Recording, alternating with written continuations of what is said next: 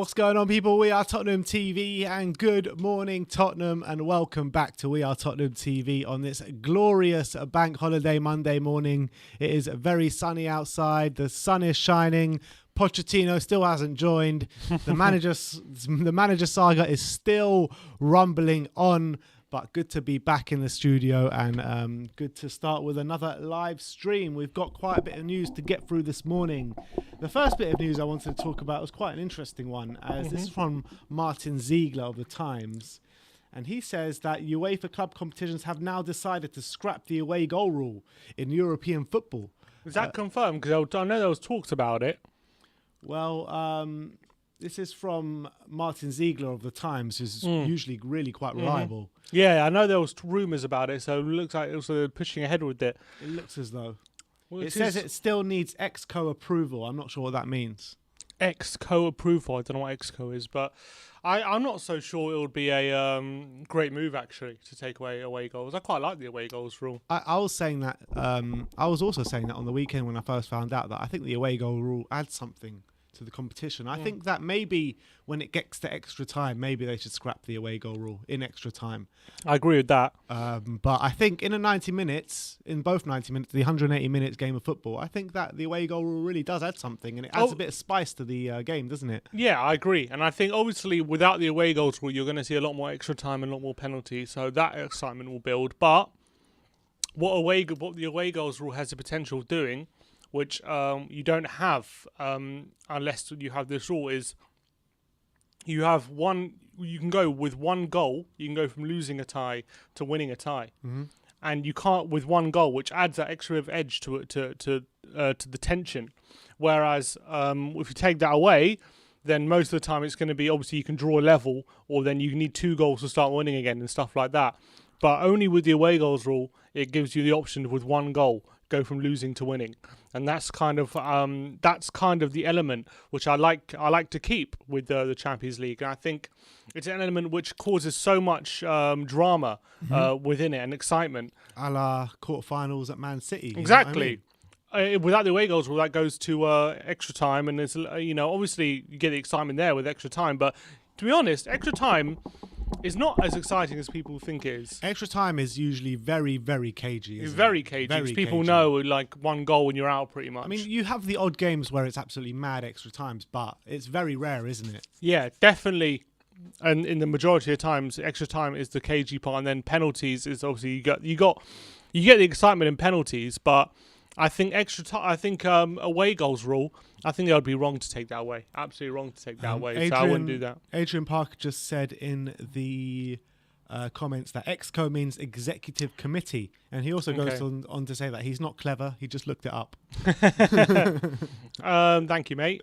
But what I would also say is, if they were going to take the away goals rule away, the only season to do it was last season when there were no fans in the stadiums. Yeah, that's true. No, that's the season to take it away. That's but true. Like now, when fans are coming back in, I don't see what the benefit is. Just to get more extra time and penalties, maybe. I'm against it, man. I mean, I think they should reform it and scrap it in extra time, like I said. Yeah.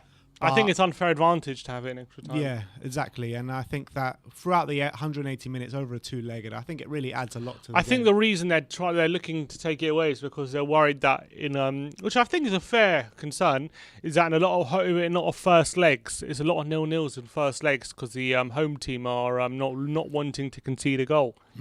So it leads to a lot of cagey first legs, and then second legs it kind of burst into life. And maybe they're arguing if you take away the away goals rule, it will encourage the home teams a bit more to come out, because they brought in the away goals rule because the away teams used to come away at stadiums and just shut up shop and wait for their home leg, basically. Jose still does. Yeah, exactly. But now it's caused the opposite effect. Now home teams in the first leg kind of shut up shop. So I guess either way you slice it, it's going to cause a problem. True. But look, it hasn't been completely confirmed yet. As it says, it does need ExCo approval.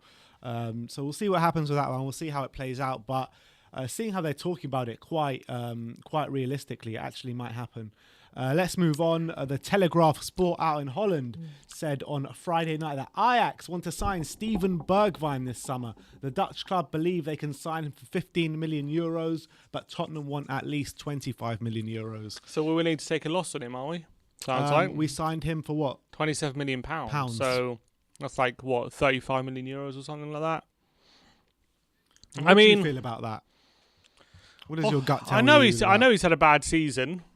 I know it hasn't really worked out for him last season, and I just think I would give him more time. I would say I would counsel patience with Bergwijn.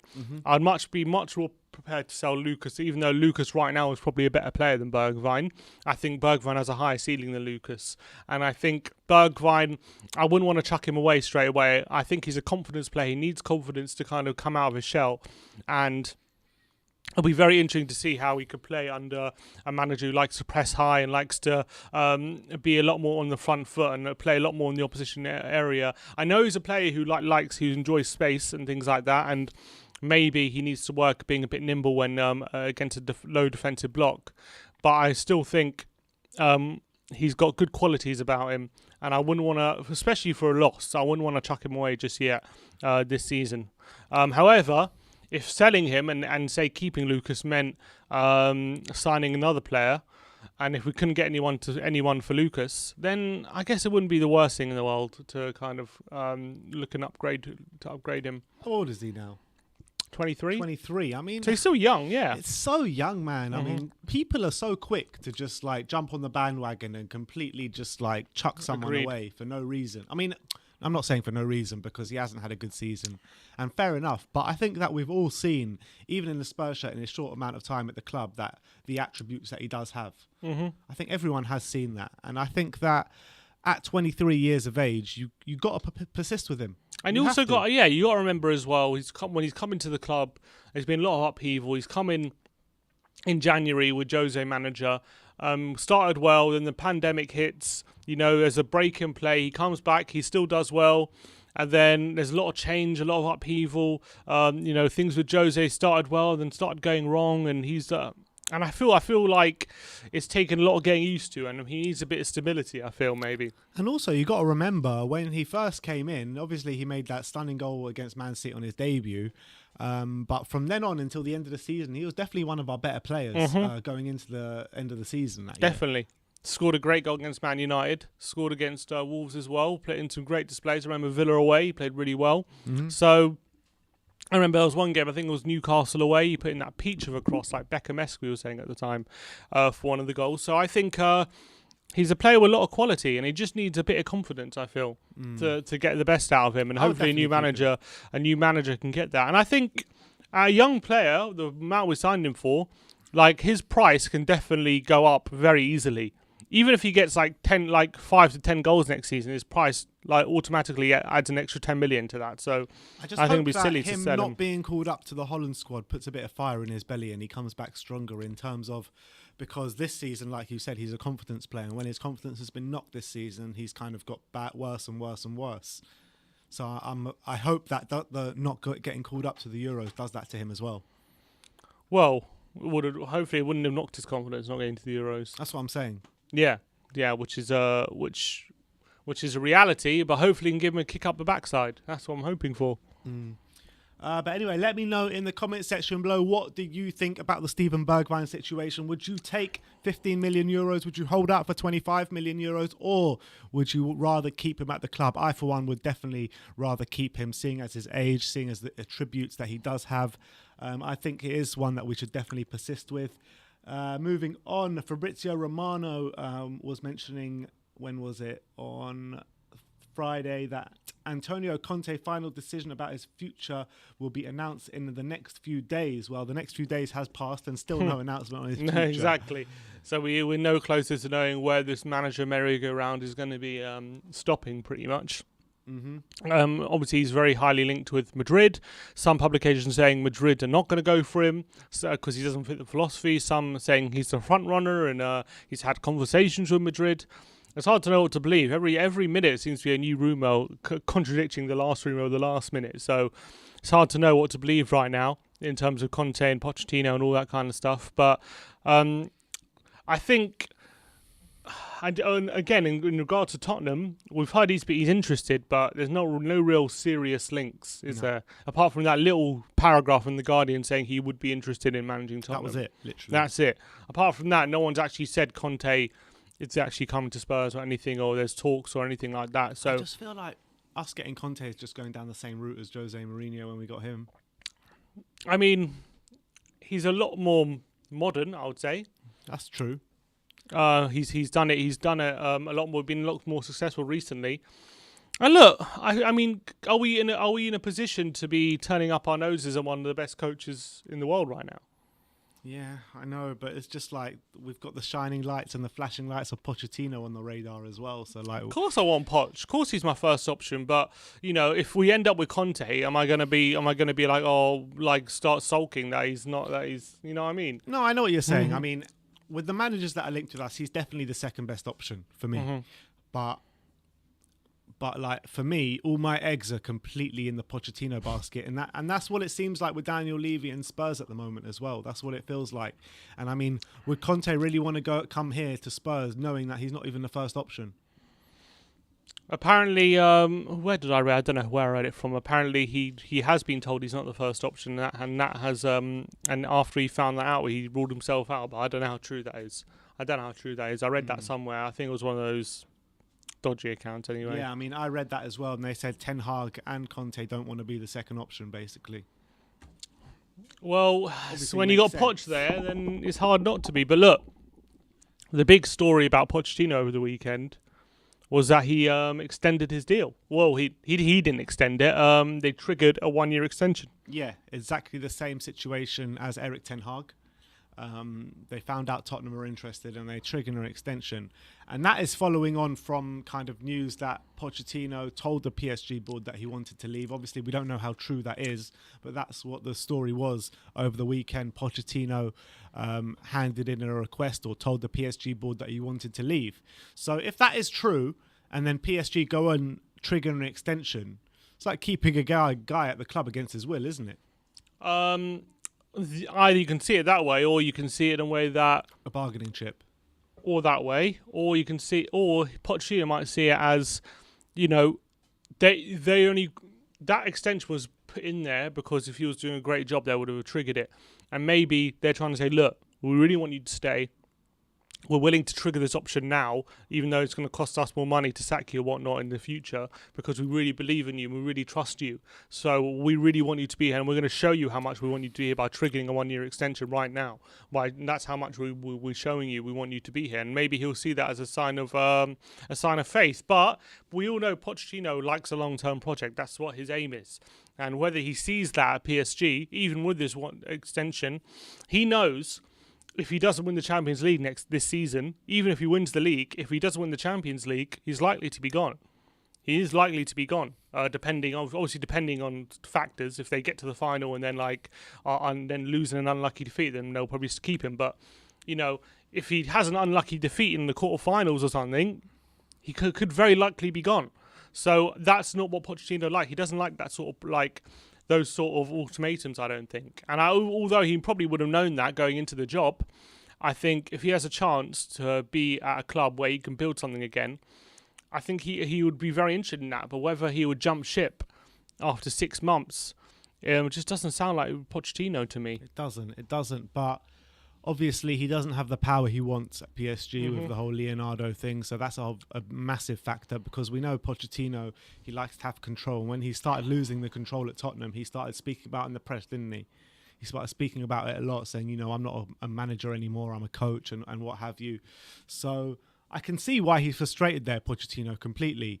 But on the flip side of it, you know, you can hang on for 1 more year, 2 more years left of your contract. You could have a Champions League medal by the end of it. You can have a few more. You can have some title medals in France. I mean, you can have like a whole range of trophies, and then you can go and do, because you know he's a young manager. He can do whatever he wants, and he's got the time to do whatever he wants. So I don't understand why he would be in a rush to get out of there, even if it is only 6 months in, but. He might see it as like right now in the footballing world, things move very quickly, and maybe he thinks, look, I don't want to waste any more time here if this club don't want me for the long term, or if my future is dependent on just the Champions League, then I might be better off leaving now, going back to a long-term project like a Spurs or whatever, and then in the future, more jobs will be more open to me staying long-term rather than staying right now and then being sacked after 18 months, and then all of a sudden that looks awful, as opposed to resigning after 6 months. Yeah, I mean, I really thought this saga would have been wrapped up by now. I didn't. I thought it was going to rumble. How long is it going to rumble on for? How much more? Look, PSG ain't budging. Yeah. And so it's up to Poch whether he wants to resign or... Because, look, it doesn't sound like they're going to accept any clause from any fee from us to try and break his managerial clause. I thought there was an exit clause. No, it's not an exit clause. That was just how much it would cost to buy out his contract. Right. So they can accept it or reject it. Yeah. No, he doesn't have a clause in his contract. He can leave. No. There's no clause. It's just that was just how much, if Spurs were to buy it out, how much it would cost, and that was 10 million. We've got a super chat here from James Little saying several City players are unhappy and could either push to leave or are actively wanting to leave. Names include Laporte, Sterling, Jesus, Cancelo, and more. That's from The Athletic, he's saying. Is that right? Who would you guys take? Do you All want of to check the validity on that? Yeah, I want to see that. Well, I'm going to go. We'll get back to that in a second, but let me just get through Wayne Bonner's super it chat says, here as well. Guardiola plans to shake up Man City. Levy to pay up for Poch. Do you think he will? I think Levy probably would at this point pay up for Poch if given the opportunity. The question is, are PSG going to accept that? It doesn't sound like it. So it sounds like we need to push Pochettino to resign, and then he's going to probably have to compensate Pochettino for that. That's what it looks like to me. I don't know. It's very messy at the moment. And as well, it's messy, even though if Poch does want to leave, it is a bit messy because he obviously used to play for PSG, so he has a lot of respect for them. So yeah. I don't think you want to piss him off, even though, of course he's thinking of himself, but he wouldn't want to disrespect PSG, who believe in him, who was he was captain there. So all these things, Pochettino is a very moral man, in these kind of aspects. So I really believe if he sits down the PSG board and has a frank conversation with them, and they still believe in him, I think he'll probably more than willing to stay. I think at the end of the day, I really do. I think it all depends on the power struggle and if they can sort that out. That's what it comes down to, in my opinion. But on that Man City thing, what have you seen there on The Athletic? Yeah, so it says so Guardiola planning to shake up at Man City, but they must sell some dissatisfied players to land targets, which is interesting. So they go through the article. Man City in Man City's intention is to make significant changes to their squad this summer, but the reality is maybe somewhat different. So it sounds like been the best team in I know, in but Europe but this is how.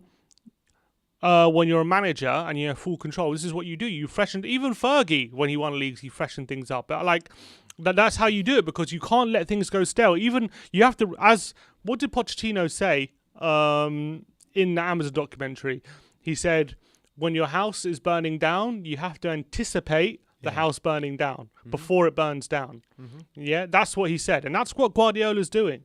He's anticipating his house burning down by having some. Even though they've won the league this season, absolutely brilliant. They got Champions League final, absolutely brilliant. He knows that this squad needs refreshing. A lot of these players are at the end of their cycle. A lot of these players, Aguero needs to go. Fernandinho's 35. A lot of these players have been there too long, and if they're not completely either they need a new challenge, or if they're not completely 100% committed to the Man City right now, it's best to let them leave and get some players who will be fresh and hungry and want to fight for the cause.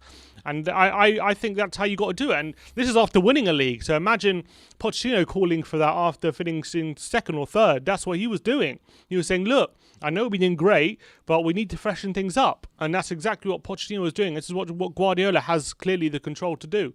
And apparently they're saying he's going to look to sign Grealish and Harry Kane this summer. Yeah, I mean, when watching that Champions League final at the end of it, first of all, I want to say that Pep Guardiola completely got it completely wrong, man. I don't understand what he was thinking.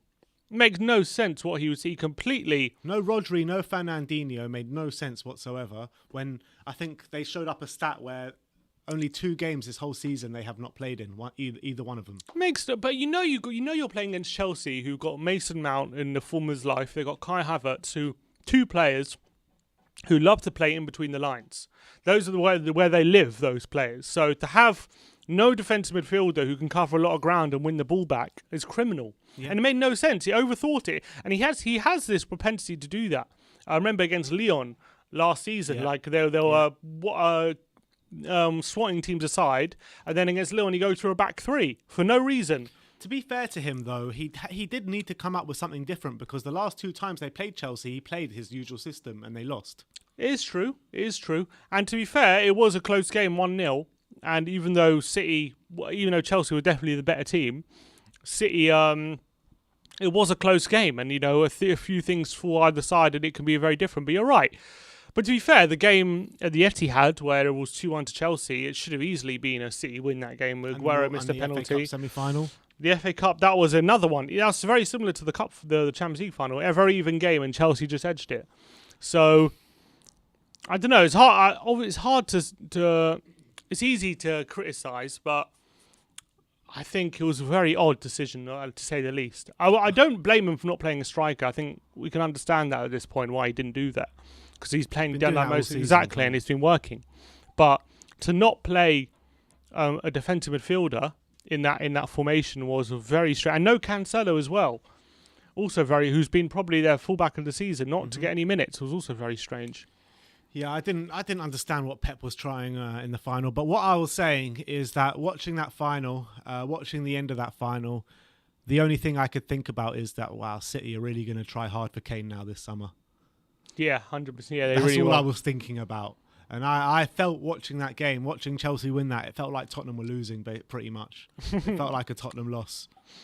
Yeah, because they're going to try everything to win the Champions League now, not to win it in a few years' time. They want to win it as soon as possible. Every season that goes by is like a wasted opportunity, I feel like they feel. Yeah, so, and a lot of people here in the comments are talking about Sterling, and Sterling should be nowhere near our Euros team. Sterling is awful. And I mean, with the hasn't season, had a good season. With the season Sterling's had, I don't know why they started him. Yeah, that's also another strange one. Because they got other players on the bench. So I don't understand why Sterling got the nod when he in their big games this season. I feel like he hasn't started, has he? They were all anonymous yesterday. I mean, on Saturday, Kevin De Bruyne. I know he went off injured, but he was anonymous when he was on. Phil Foden was pretty much anonymous. I mean, they had nothing going forward. But you got to give credit to Chelsea because every time Man City had the ball in possession, there was hardly any space between the defence and the attack, Chelsea's defence and the attack. Their shape in that final was absolutely brilliant. Yeah, and it was. They performed that game plan to a T. You got to say, since Tuchel's come in, their defence has been absolutely on point, hasn't it? Yeah. Absolutely on point.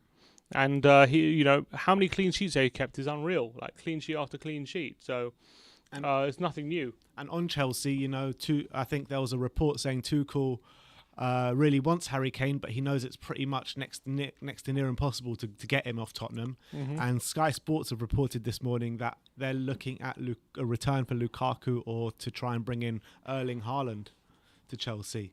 And I can actually see them. I can see them getting Haaland, maybe not this summer, but next summer. Yeah, I can all Lukaku if Inter Milan really need the money, like they say. Which Lukaku back to Chelsea under Tuchel would be an unbelievable piece of business, I think, because that front three with Werner there, with Lukaku there, with Havertz or Mount or Ziyech, it's lethal. Yeah, lethal. And they but in terms of that, married with that defence they got as well. Yeah, which is so solid at the moment, so solid.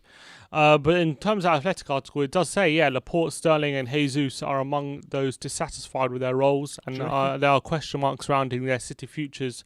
And even Riyad Mahrez, apparently, who has 2 years left on his deal, could also be one that could be up for sale this summer. Do you think any of those would consider Tottenham? No, probably not. Well, maybe Jesus. If we guarantee him a starting role if Kane leaves. You don't think Laporte could? Because if we could get someone like Laporte through the door, I mean, that would be a game changer for us. 100%, of course it would, but I feel like Laporte is going to have many suitors. He would. Many suitors across Thinking Europe. about it, though, the top teams in Europe, who's looking for a centre-back right now that he could go to? Barcelona don't really have the money. I mean, they're just signing free transfers at the moment. Real Madrid, I mean, they're supposed to be struggling for cash as well at the moment.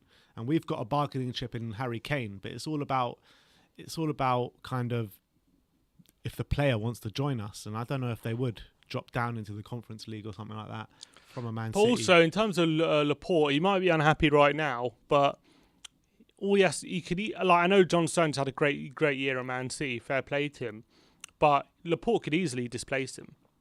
I know that, but I don't understand why Guardiola fancies John Stones over Laporte. Because for me, Laporte is a much better player. He is. I think Laporte is a better player, but sometimes when a player is having such a good season, you just got to keep playing him. And I think that's what he's done with John Stones. I think every game he's earned his spot, and he knows Laporte is there ready to come in. But I think he's playing them. I think he's playing John Stones on merit.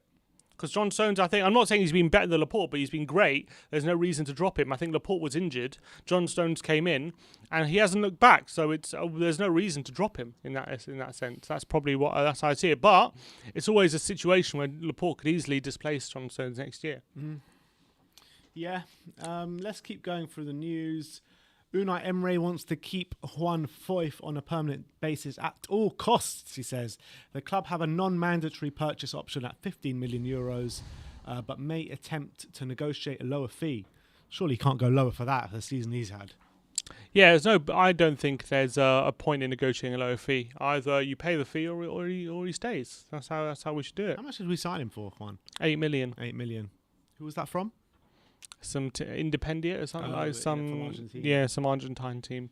I think that we were battling PSG apparently for his signature. We just about won out.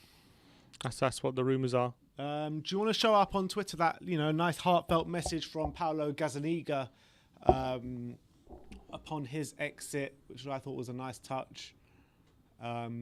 He was always a good servant for Tottenham, I felt, and I felt it is a shame to see him leave.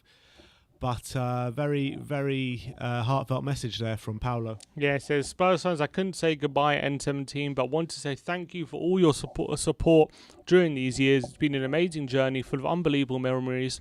I learned a lot from teammates, staff and fans. Thank you, all the best, and hope to see you again. It's a nice little message from Paulo there.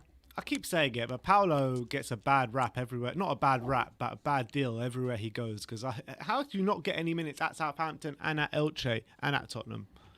He's definitely not that bad. He's not that bad, but he's also, I don't know. Look, I think Gazza's a decent keeper, but he's not. He was never going to be number one at Spurs. I don't think. I don't think he's ever good enough. I agree with that. But surely he can be a number one at Southampton or at Elche. Who's Southampton's number one keeper right now? That's McGregor. McGregor? Is it not McGregor? No, sorry, not McGregor. It begins with M though. No? It's not McGregor. Who's Southampton's number one keeper right now? I'm blanking. I've completely skipped my mind. Oh, McCarthy. McCarthy, that's it. He's probably better than McCarthy, to be fair. I knew it was a Mc something. Yeah, he's probably better than McCarthy, and he's probably better than Fraser Forster as well. So he could probably be number one at Southampton. He's probably good enough to be a number one for a team in the bottom half of the Premier League. I mean, every time Hugo got injured, everyone would be like, yeah, Gazzaniga's good enough to be our number one keeper. Then after like 3 or 4 games, they were like, maybe not. Yeah, because I think he does solid things, but then the more games he played, the more mistakes he was making, and he did some horrendous stuff like that. That Kung Fu kick against Chelsea was one of the most bizarre things I've ever seen on a football pitch. I've never seen anything like that, to be honest. At least it was against Chelsea. True, and against Marcus Alonso. Yeah, exactly. He was just doing one for the fans there. Yeah, but look, I'm wishing him all the best in the future, and hopefully he has a good career, and hopefully he proves us all wrong. I hope he proves us wrong. Now, Alistair Gold, the Here We Gold on the 29th, a couple of days ago, said Heung Min Son's contract is expected to be formalised this summer. So it looks as though Heung Min Son is going to be signing that deal at Tottenham this summer. Well, which is, we've heard that. How many times we heard that? Yeah, it's true. It's true. But when it comes from Alistair Gold, you got to listen. Yeah, well, I'm saying he said it as well. Yeah. He's always maintained Son is going to sign the deal. So Son's going to sign the deal.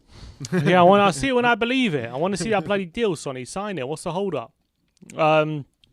Maybe he's waiting to see like what kind of activity we're putting in the summer or something. I don't know, but we're just waiting and waiting for this for the business from Sonny to announce it. And how many years? He's 29 now, or he's going to be 29 this summer. How many year contract do you think he's signing? 3, 4?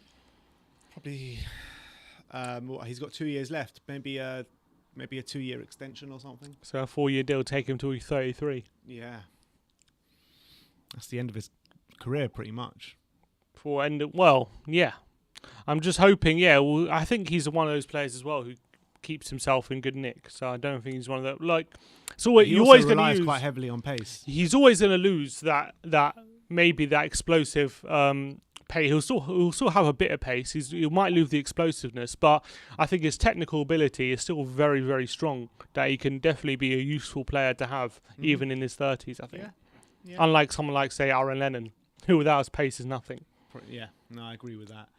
There were some quotes from Giovanni Lo Celso, and he says that we had a great start to the season. We were top of the league in December, but I think the Liverpool away fixture was quite a key turning point.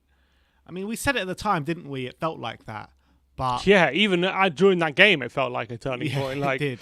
Because I felt like up until that game, like everyone was pulling in that same direction. Everyone was like, had full belief. This is the way to go. This is how we're going to win the league this season. This is how we're going to push on. Everyone was defending really, really well. Then after that game, like something seemed Just to lost belief, didn't they? Something seemed to flip in their heads, and all of a sudden we weren't getting the results, and I felt like we stopped believing in the methods all of a sudden after that one game.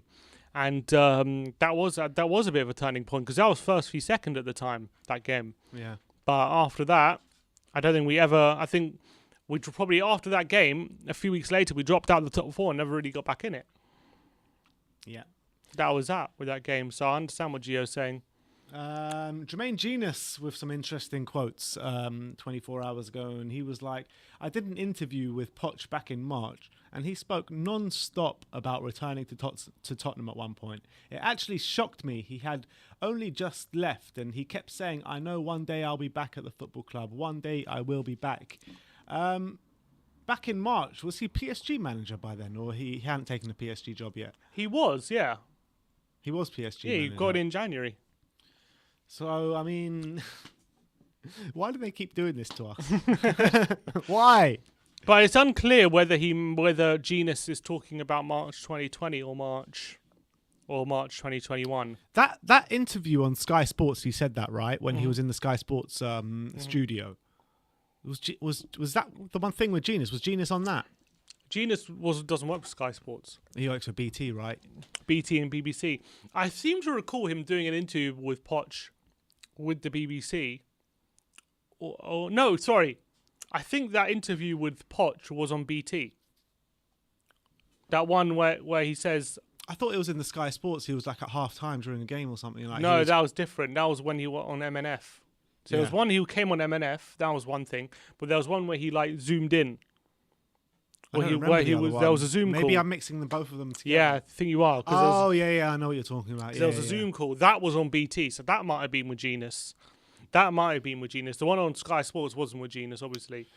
But I think that was March 2020, so I think that's before the PSG job. I think. That makes more sense. But people are claiming Genius is referring to March 2021, but I don't think Genius ever did an interview with him in March 2021. I think he meant March 2020, but so people it was before he took the PSG. I think so. That's what I think, but people are... It makes more sense. Yeah, but people are saying because he said back in March, he means March 2021, but I don't think he does. Mm-hmm. But these are the comments. This is from Mario Cortegana, who's a Real Madrid... he's a Real Madrid journalist. He works for Goal España. and they say Pochettino asked to leave PSG, which was around. This report came out around 24 hours ago, and then obviously we got the news last night that PSG triggered the extension. I mean, I just can't take this anymore. I really can't. It's just too much. I know. It's just too much. I just want to know already. Is he going to come on my phone the whole weekend, just refreshing. And then one update you go, oh, he's asked to leave. The next update of PSG, no, because there was one update that apparently his entourage had informed the media that he's not leaving. That was last night, but that was a complete bullshit publication as well. Yeah? Yeah. So who knows what to believe? To be honest, though, in the last 24 hours or anything, there's been nothing from any viable sources, really. Except from Leandro himself, who said... Yeah, that one's confirmed. Yeah. He gave an interview last night saying... But he never mentioned anything. I think he was asked if Poch is going to leave. He didn't answer. Apparently he was being vague or something about if Poch is going to stay or not. So... it's hard to know. It's really hard to know what the reality is right now, where Pochettino stands. My logic part of my brain is saying it ain't going to happen. Yeah. But the romance side of my brain is like, this has to happen. It's going to happen. He's going to leave. He's going to come back to Spurs and everything like that. And obviously he's the one I want. He's the one I want to come back to Tottenham. He's the once I've known of the possibility of him coming back, it's like that's all I want now. I don't want anyone else. No one else is going to live up to that, and that's just I don't know. It's just really annoying that that I don't know what's happening right now. It's kind of driving me crazy.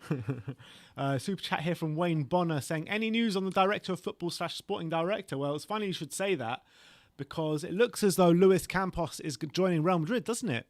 That's what the more rumours as well, yeah. It looks like Luis Campos is joining Real Madrid. There's been no news on Ralph Rangnick, but Fabio Paratici, who is the sporting director of Juventus, has left the club. And that's the guy they were rumoured to be bringing Conte with him. So he's left the club as of the end of June, I think it is. He's leaving Juventus on the 30th of June. And he's been very much linked with Tottenham. As per The Athletic, and obviously, like my brother just said, he's been rumoured to come in with Antonio Conte to Spurs. What do you make out of those rumours? I mean, I was looking into Paratici last night, and some of the players he's found, like Kululevsky and like that, but he has spent a lot of money. A lot of money he's spent. Yes, it doesn't sound like Levy's remit, does it? A guy to come in and spend a lot of money. But I don't know, look. Are we going to bring him in on Poch? Are we going to bring him in on Conte? So up in the air at the moment. Before we get the manager situation sorted, I don't think we bring in a director of football yet. So I think it relies on what the manager situation is. And it's very difficult. Maybe they're trying to do it as like a package, like Conte comes with him or Poch will come with him. You know what I mean? Maybe bring them in together. Yeah, I guess. I don't know. It's so difficult to know. Like, I feel like we're a bit of a mess. Oh, we know we're a bit of a mess, but like you don't feel like. No, we know we're a bit of a mess, but like I feel like they're clamoring back for Pochettino for what we had, but I feel like it's a road. We're going down a road where we might be leading nowhere, and if we don't end up with Pochettino, then all of a sudden we're going to be left with nothing. And then we're going to have to start this search again, and we're going to have to start going for managers, and they're going to know they weren't first choice and all this kind of stuff, and to be fair, it's going to be even harder. Our first choice when we signed him the first time. It's true, he wasn't. But managers want to know that they're being picked because this club really wants them, and that's especially if we want a manager who's already at a club. And if they don't feel like we're only getting them as a backup option because our first options didn't go to plan, then there's always a chance they're going to be like, well, you didn't really want me that much. Maybe you'll sack me after a year. Why should I come to you? It's going to take even more convincing now that we're going so hard for Pochettino. So it's so difficult. It's very difficult. It is difficult. Like I said at the beginning of the stream, it feels as though Daniel Levy and Spurs have put all their eggs in the Pochettino basket. And if it doesn't come off, it feels as though we're going to be absolutely screwed. Mm-hmm. That's what it feels like. Yeah. So they better pull and us as fans as well. I don't know I can't speak for all fans, but me personally, I've put all my eggs in the Pochettino basket as well. Mm-hmm. And I don't want anyone else. I really don't. Yeah, exactly. Because we know what you can do. We know what you can do when given the tools, when players are playing for him, when everyone's on side and everyone's pulling in the same direction. We know what the football you can play and how successful his methods can be. So in that sense, he's tried and tested this club, and the fans love him. He'll get everyone on side straight away. So in that sense, it's a no-brainer. But unfortunately, look, we made our bed by sacking him. And it's not as easy as just bringing him back. It's just, unfortunately, he's got a club now. He's only been there 6 months. And I don't think it's as simple as just he wants to come back, so we'll get him back after 6 months. It's just not that simple, unfortunately. So I think we've only got ourselves to blame in that respect. All right, let's move on. We've got some quotes from Serge Aurier, interesting quotes from Serge Aurier from L'Equipe. And the quote is, it looks as though Serge Aurier is most definitely going to be out the door this summer. And the quote is, I've never hidden my desire to return to PSG. It is a club of my heart. I don't want people to think that I'm making an appeal. If the club makes an offer, it will be among my first choices. But he also said he's reached the end of a cycle. Yes, which isn't right there in front of me. But yeah, he did say that. So it looks as though he does want out of Tottenham and he wants to be at PSG. It'll be interesting because obviously Poch is the manager at PSG. But Poch doesn't have say in transfers apparently. So it's all up to Leonardo. It doesn't sound like he's going to be signing with PSG because they're about to sign Hakimi. Well, if they sign Hakimi, because I think Inter are trying to price them out a move. They want like 80 million euros or something for him.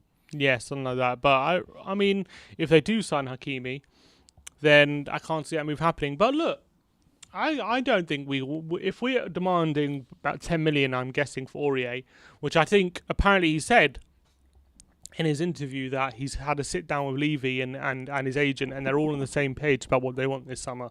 So it sounds like they've all agreed that he can leave under certain conditions. And with 1 year left on his deal, I can't envisage us asking for a lot more, maybe a bit more, but not. I can't see us asking for a lot more than 10 million. And I definitely see us accepting 10 million. So, look, I think Aurier's time at Spurs is done. I think he said himself he's entered a cycle. He's been at Tottenham for 4 years. He's had a few ups, a few downs, but never really found consistency here. And I think it probably is best for everyone if he leaves. Yeah. Even though he's our best right back. But unfortunately, that says more about us than Aurier. And I think it is better for everyone if we get money for him and try and upgrade, because he's never going to be the right back we want. As much as he always kind of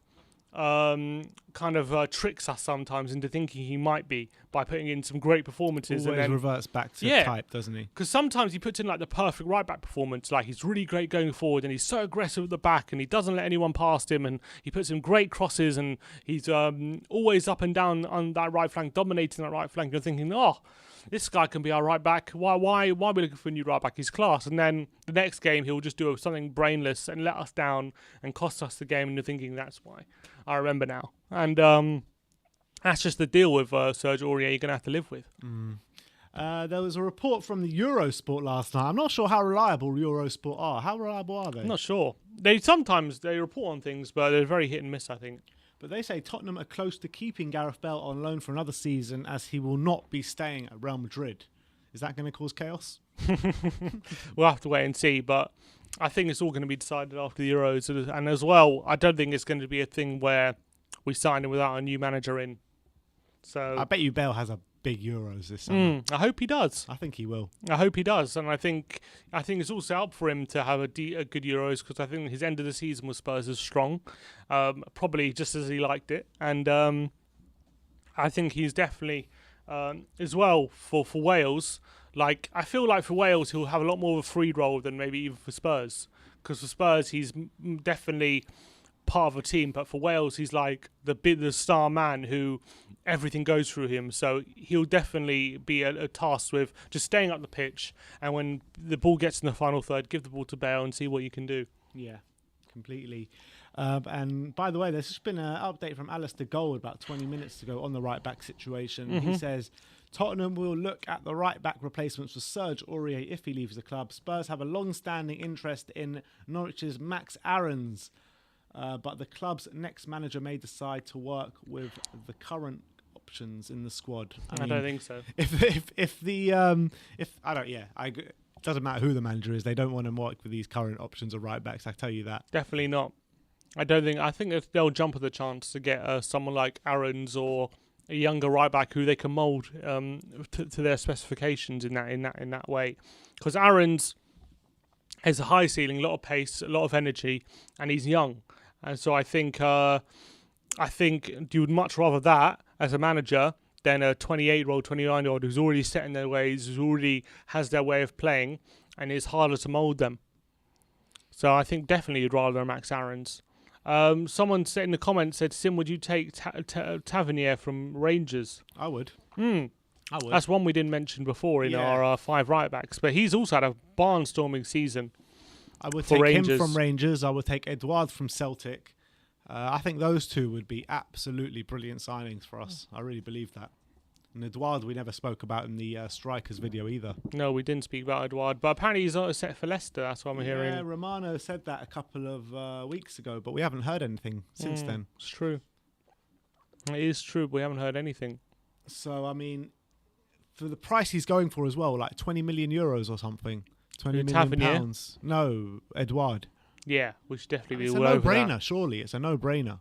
We should be all over that, but maybe we think he's too much a risk from the Scottish League. I don't know.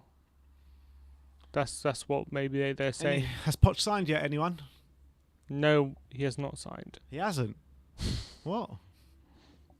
I'm waiting for him to sign. I've been waiting for since literally Thursday for news, and there's just literally been just bullshit news over and over again. Spurs Express tweeting out their opinion on the Poch situation, saying it's very easy to understand PSG's position in extending Pochettino's contract. Why would they want less compensation for a manager they don't want to lose? Yeah. Power is now in their hands. Spurs need to prove they have the financial will to prize him away. PSG also don't need to negotiate, full stop. It depends on how far Pochettino is willing to push to leave. And that is my thinking as well on this. This is why I think it's even more unlikely than people think, because I think Pochettino is really going to have to push hard. And there's one thing saying he wants to leave, and then PSG saying, "All right, we're going to let you go," and you can But if it's going to cause a massive struggle and everything, then I don't know if Pochettino wants to go down that road. I really don't.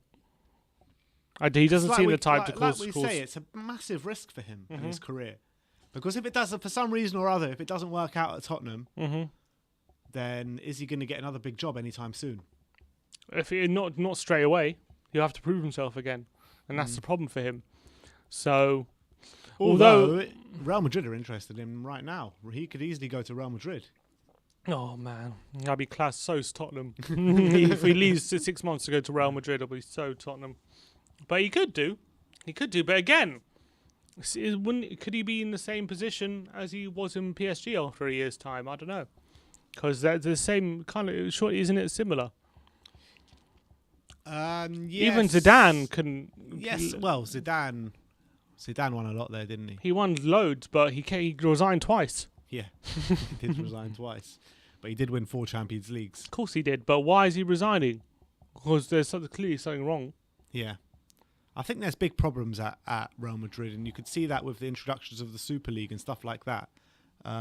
Florentino Perez is just trying to get money as from wherever he can, kind of thing. And similar at Barcelona. I mean, Spanish football is in the trenches at the moment. It really is. Yeah, and I don't really know. But it looks as though it could be a situation where Mbappe as well. I think he wants to go to Real Madrid, and they probably can't afford him. No, I think it's a year too early, yeah. He's got 1 year left on his contract there. I don't think he's going to sign, but I think Mbappe can basically probably run down this year and then write his own contract at Real Madrid, can't he? Yeah, I guess. YP Toretta says, do you think Poch coming back would help us persuade Kane and Son to stay?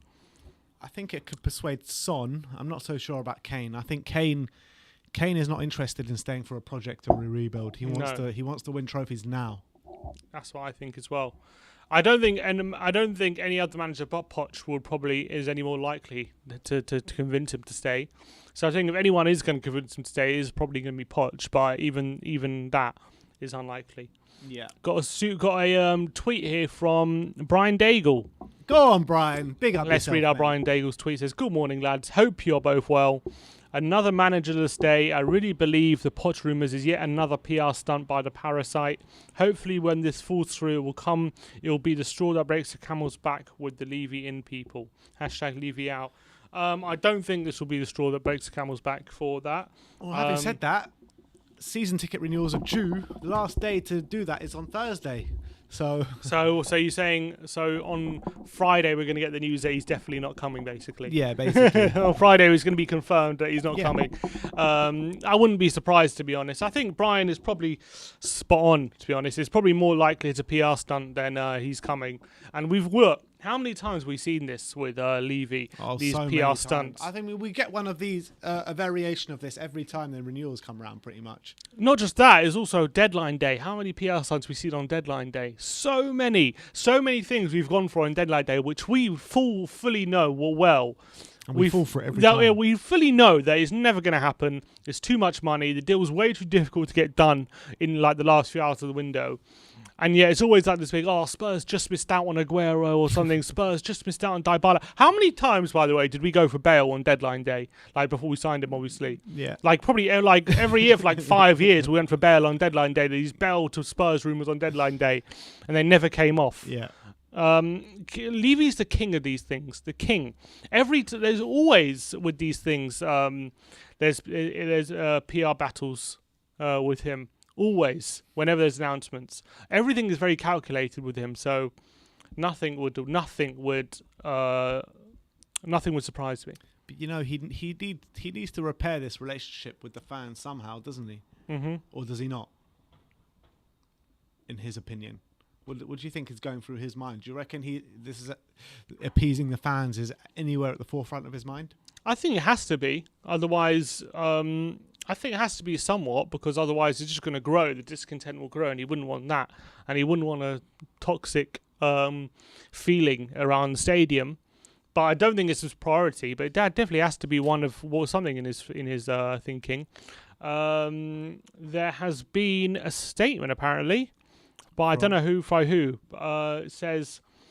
This is Madrid Zone tweeting out, so they tweet out Madrid news. It says the Super League sues UEFA and FIFA for violating European competition laws upon by the Madrid court.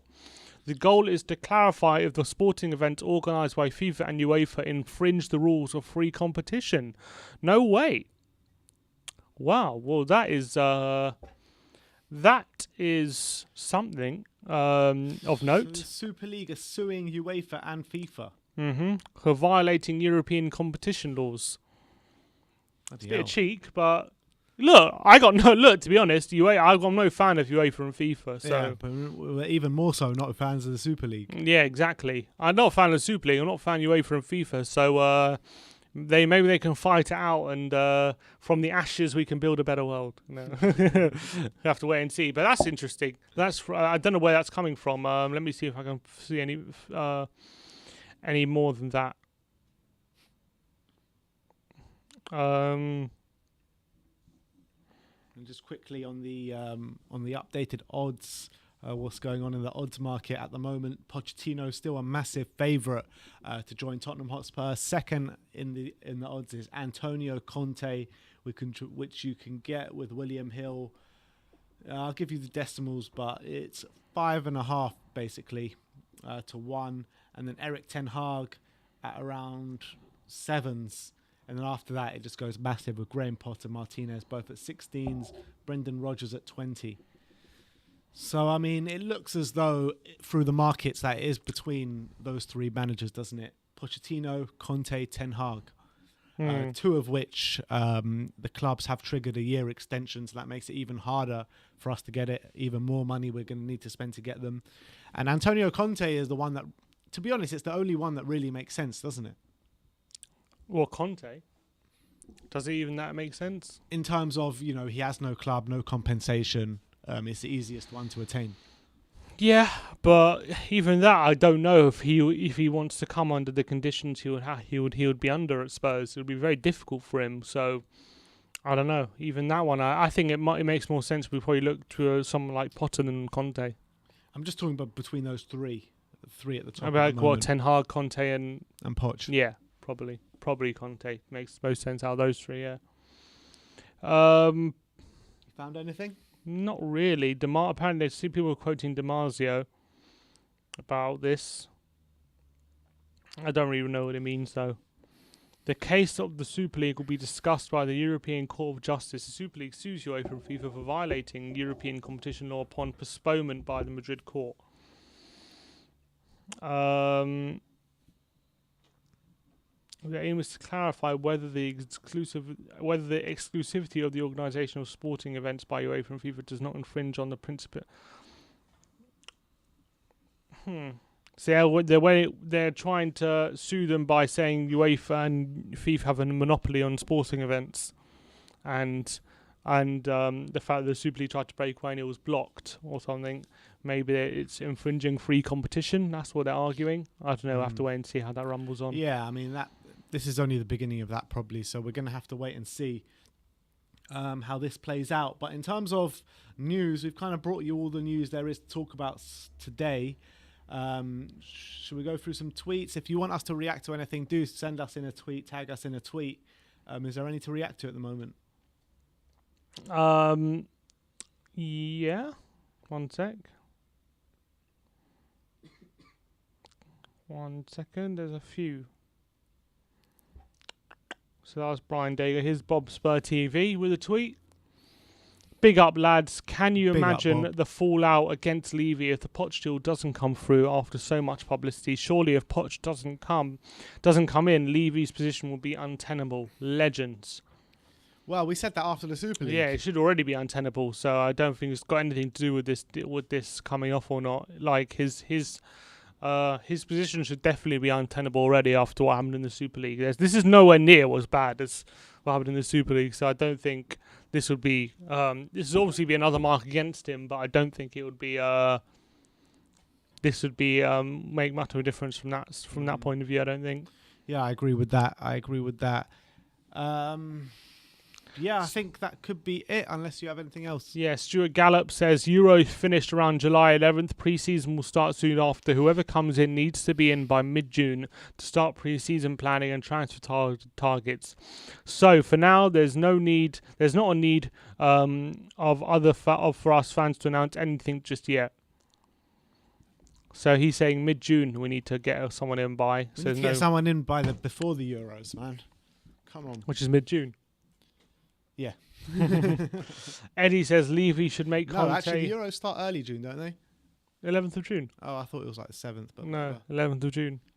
I can still consider that early June. Levy should make Conte an offer he cannot refuse, says Eddie. And a picture, then a gif of the Godfather. Then there's... Who else has been tweeting us? Fraser Biddiscombe thinks Pochettino back would be a massive mistake. Well, not massive, but a mistake. He says we can't go back on him, and he wants Conte so bad he would work his magic. Actually, I can only see Conte ending in disaster at Tottenham. That's the only way I see that going. I can't see that going well. I just can't. I know how good of a manager Conte is. I know that. And I completely rate him. As a manager, I do, but I just feel that him coming to Tottenham is bound to end in disaster. Agreed. It's just bound to. It's just too much of a clash, Conte and Levy. It's just too much, and I think it's even more of a clash than Jose and Levy. I mean, his fiery personality. Once he gets the hump with Levy, that's it. That'll be it, and it will happen quite quickly. He's going to rob a lot of our players the wrong way. I think a lot of the players who we can't get out the door. At WeAreTottenhamTV from Brian Dago, I think when it comes to Levy, I should become your tier 1 source. You are already our tier 1 source, Brian. I can read The Parasite like a book. #Levy out. Alex Spurs says the deadline day deals Levy is known for have been our downfall. Look at everyone else that gets the biz done early. Absolutely right, Alex. Absolutely right. It's always a lot healthier to get your business done early. Mm-hmm. Kev Green says, so with Poch back and a couple of signings, would we not then be successful enough to keep Harry? Surely with a defence we would have enough to compete. We won't be successful enough, but maybe we would be in a position where we can maybe convince him. Yeah. No, definitely. It doesn't make us a success just getting Poch back. Yeah. You have to prove it on the pitch. Yeah. And I still think even if we were to get Poch back, it'll still take us like 2 maybe more than 2 years to get back to where we actually need to be in a top 4 race or something like that. Yeah, true. Because when you look at it, you've got other clubs as well. You know, Liverpool are going to be back stronger next year. Chelsea just won the Champions League. They're looking at like Lukaku or Erling Haaland to finish off their team. You're looking at Man City going to be strong next year. Man United just finished second in the league. No one's saying they're not going to be stronger next year. You know what I mean? There's going to be a lot of clubs that are going to be stronger next year than they are this year. And, you know, I know there's a case that we could be stronger, but there's levels here. Agreed. Absolutely. We're levels behind at the moment, so it's got a lot of catching up to do. Exactly. Fraser... Leicester as well. And Leicester ahead of us as well, yeah. Fraser Biddiscombe says, hey guys, I think bringing Poch back would be... Oh, you read this one out, didn't you? Yeah. Super chat here from Dark Sun G21. Doesn't the transfer window start June the 9th? It does start around then, but I think you can pretty much sign players from now. I think we've already seen Konate holding up the Liverpool shirt, haven't we? Yeah. I don't. Is he holding the shirt? I know he's definitely. They've announced it. He's signed. Oh, they've announced, yeah. So, I mean, you can pretty much sign players from now. So, I mean, the transfer window doesn't. It's irrelevant when it opens. It basically, when the season's over, it opens. Pretty much. Yeah, definitely. Hiraz F says, do you think Secret Prem is Prem Transfer Man at WeAreTottenham TV? I would not be surprised. I would not be. Anyone who believes these accounts, I mean, just it's 2021. We should stop believing these accounts. Stop following these accounts. They make about 100 predictions, and then one of them comes off, and they convince people that they know what they're talking about. It's like the other guy, the Spurs Lion. Spurs Lion, all these people. Just can we just collectively stop following these accounts? Did you see that Spurs, whoever that guy is talking about? Did you see him dig out Spurs Express last night? Did he? Yeah, that was so funny. What did he say? Because the Spurs Express, when he was talking about, let me try and get it up. Try and get it up on your phone. Spurs Express actually replied to it as well. I can't remember, what's the account called? Secret Prem or something. The source at Secret Prem. The source, that is it. Oh, there we go. How's he got nearly 10,000 followers? It's all Spurs fans. What is wrong with these people? He must. I think he deleted his tweet, to be honest. Who, Spurs Express did, or? No. The one digging out the Spurs Express. I don't know, but I don't know, but these people who believe these accounts, he does have some nice gifts, to be fair. I'll give him that. Yeah, like these gifts are clearly quite well made. So he's put a lot of effort into it. Look at that gif. It's quite well made. Yeah. Wow, it's so well made. Not bad. Zooming out background inbound, you know. He puts a bit of effort, but unfortunately these people, they don't know what they're talking about. They don't look. It's easy. If I wanted to, I could tweet every day. This is happening. That's happening. I'll probably be right as well. A few times every month. I'll probably be right a few times. But doesn't mean I know what I'm talking about. And these people, they anonymous accounts, and they try and pretend that they have inside knowledge, and they just don't. They never ever do. They're always rubbish. I mean that Prem transfer man was trying to convince people that Skriniar was coming on deadline day, and everyone was believing it. And it's all crap. It's all rubbish. So no point believing this stuff. Yeah. There's a couple more tweets that have come through. Josh Brown HK says, we are sole examples of players you guys think Poch will attract to the club. What are sole examples of players you think Poch can attract? Hopefully a step up from the likes of Gabriel Jesus. All depends on whether Levy pulls his finger out. Big up, lads. Come on, you Spurs. I don't think there'll be a step up from Gabriel Jesus. I think that's probably the kind of caliber of player we're looking at the moment. Yeah, I mean, there's one thing what players Poch can attract, but there's another thing what players will want to come and play in the Conference League. Yeah, exactly. So I don't know. I don't think someone like Gabriel Jesus that we're going to be turning our noses up at. I don't think so. I pretty much take anyone in that Man City squad right now. Pretty much. Who would you not take in that Man City squad? I mean, yeah, they'll all get into our team. That's for sure. I mean? Exactly. But what's worrying is that they've got a squad there that swiped the Premier League clean easily this year, and they're still looking for a massive rebuild. Yeah, and that's how it has to work. Scary though, isn't it? Like, imagine the caliber of players they're trying to bring in. Mm-hmm. I know they're just not. It doesn't even have to necessarily be better than what they have. It just needs to be players with who are more hungrier than what they have right now. Dark Sunji with another super chat, and he says, I think we should sell some of our deadwood before we get our manager. Also, we should get some signings as well. Good players can adapt. I mean, look, we need a new manager before we start all this process. That's what I genuinely believe, because we need to mould the squad in the manager's image. It's not about just putting some players together and seeing what sticks and seeing what works. You know what I mean? You need a manager and you need a clear vision of where you want to be. So if you're going to bring in players and bring in and sell players over the manager's head or before a manager comes in, it's basically the same as what he's going through at PSG, isn't it? So what's the point? I absolutely agree. Absolutely agree. Anything else? No tweets coming through. Yeah, unfortunately, there's not much news at the moment. Well, obviously, anything that does break, you will hear it here first. But for the time being, that's the latest on all things Tottenham, I think. Yep, that is your Good Morning Tottenham. Thank you, everyone, for tuning in today. We will have a few bits of content for you today. We're going to be doing a manager tier list for you. As last summer, I don't know if you remember, but we did a transfer targets tier list that you seem to very much like. So we're going to do a manager targets tier list today. That will come to you at some point during the day. We're going to have another Tottenham update for you. And tomorrow we're going to be looking at the England squad, as that is going to be announced at around 1 o'clock, I believe, tomorrow. And one more super chat here. We're going to have some end of season awards. Go to that super chat. From Nero, it says heart wants Poch, but head wants Conte. Let's be honest, Conte is a different league to Poch. He's a serial winner. Under certain circumstances, though. I think Conte is obviously more successful than Poch, but I think just Poch is the right fit for us. That's what we know. We know Poch can get everyone on side. We know Poch. He's the right man for Tottenham right now. I just think Conte, with his ruthlessness and how he is his win at all costs philosophy, is not what we need right now, unfortunately. Completely agree. But look, that is it from us for Good Morning Tottenham. Thank you, everyone, for tuning in today.